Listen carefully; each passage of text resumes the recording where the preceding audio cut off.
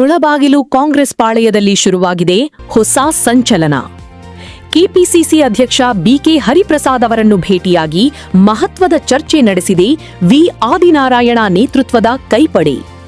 ಮುಳಬಾಗಿಲು ವಿಧಾನಸಭಾ ಕ್ಷೇತ್ರದಲ್ಲಿ ಕಾಂಗ್ರೆಸ್ ಪಕ್ಷವನ್ನು ಇನ್ನಷ್ಟು ಬಲಪಡಿಸುವ ನಿಟ್ಟಿನಲ್ಲಿ ನಾಯಕರು ಮಹತ್ವದ ಹೆಜ್ಜೆ ಇಟ್ಟಿದ್ದಾರೆ. ಬೆಂಗಳೂರಿನ ಕೆಪಿಸಿಸಿ ಕಚೇರಿಗೆ ಭೇಟಿ ನೀಡಿದ ಮುಳಬಾಗಿಲು ಕಾಂಗ್ರೆಸ್ ಮುಖಂಡರ ನಿಯೋಗ ಕೆಪಿಸಿಸಿ ಅಧ್ಯಕ್ಷರಿಗೆ ಪುಷ್ಪಗುಚ್ಛ ನೀಡಿ ಪಕ್ಷ ಸಂಘಟನೆಗೆ ಹೊಸ ಚೈತನ್ಯ ತುಂಬುವ ಕುರಿತು ಸುದೀರ್ಘ ಸಮಾಲೋಚನೆ ನಡೆಸಿದೆ.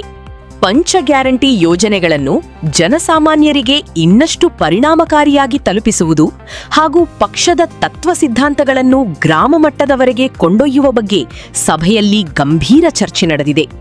ಬೂತ್ ಮಟ್ಟದಿಂದಲೇ ಸಂಘಟನೆಯನ್ನು ಬೇರು ಮಟ್ಟದಲ್ಲಿ ಬಲಪಡಿಸಲು ಮತ್ತು ಕಾರ್ಯಕರ್ತರನ್ನು ಸಕ್ರಿಯವಾಗಿ ತೊಡಗಿಸುವ ನಿಟ್ಟಿನಲ್ಲಿ ನಾಯಕರು ಮಹತ್ವದ ಸಲಹೆ ಸೂಚನೆಗಳನ್ನು ವಿನಿಮಯ ಮಾಡಿಕೊಂಡಿದ್ದಾರೆ. ಕೋಲಾರ ಜಿಲ್ಲಾ ಉಸ್ತುವಾರಿ ಸಚಿವ ರಾಮಲಿಂಗಾರೆಡ್ಡಿಯವರನ್ನು ಭೇಟಿಯಾದ ನಿಯೋಗ ಜಿಲ್ಲೆಯ ಸಮಗ್ರ ಅಭಿವೃದ್ಧಿ ಹಾಗೂ ಮುಳಬಾಗಿಲು ಕ್ಷೇತ್ರದಲ್ಲಿ ಜನಪರ ಕಾರ್ಯಕ್ರಮಗಳ ಅನುಷ್ಠಾನದ ಬಗ್ಗೆಯೂ ಅಭಿಪ್ರಾಯ ಹಂಚಿಕೊಂಡಿದೆ.